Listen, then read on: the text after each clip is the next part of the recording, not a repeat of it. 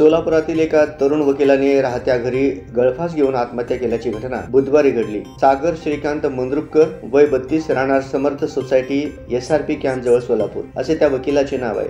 पोलिसांना त्यांनी लिहिलेली सुसाईड नोट सापडली आहे। चिठ्ठीत वहीच्या पानाच्या समोरील बाजूला पेनने तर मागील बाजूला पेन्सिलने लिहिलेले आहे। सचिन कौटुंबिक कारणातून तणावाखाली होता। पत्नीसोबत ही वाद होता। त्याला 2 मुले आहेत। दरम्यान मंगळवारी रात्री ॲडव्होकेट सागर व त्याची आई यांच्यात वाद झाला होता। रात्री उशिरा सागरचे आई वडील त्यांच्या खालच्या मजल्यावरील घरात झोपी गेले। सागर वरच्या मजल्यावरील त्याच्या खोलीत झोपायला गेला। सकाळी उठल्यावर वडील नेहमीप्रमाणे शासकीय नोकरीवर गेले। आईने देखील नेहमीप्रमाणे तो उशिरा खाली येईल म्हणून त्याकडे लक्ष दिले नाही। सकाळची सगळी कामे करून ती झोपी गेली। दुपारी 4 वाजता उठल्यावर अजूनही सागर खाली आला नव्हता। त्यामुळे आईने भावाला बोलावून घेतले। सागरची आई व मामा त्याच्या खोलीजवळ पोहोचले। दरवाजा उघडून आत पाहिल्यावर सागरने गळफास घेतल्याचे दिसले। बेशुद्ध अवस्थेत त्याला खाली उतरवले। तोपर्यंत विजापूर नाका पोलिसांना त्याची माहिती कळवण्यात आली। पोलिसांनी सागरला बेशुद्ध अवस्थेत श्री छत्रपती शिवाजी महाराज सर्वोपचार रुग्णालयात दाखल केले, पण त्याचा उपचारापूर्वीच मृत्यू झाल्याचे डॉक्टरांनी घोषित केले। मृतदेहाच्या उत्तरीय तपासणीसाठी नेल्यावर डॉक्टरांसमोर पोलिसांना सागरच्या बनियनमध्ये सुसाईड नोट सापडली। दरम्यान रात्री उशीर झाल्याने उत्तरीय तपासणी गुरुवारी होणार आहे।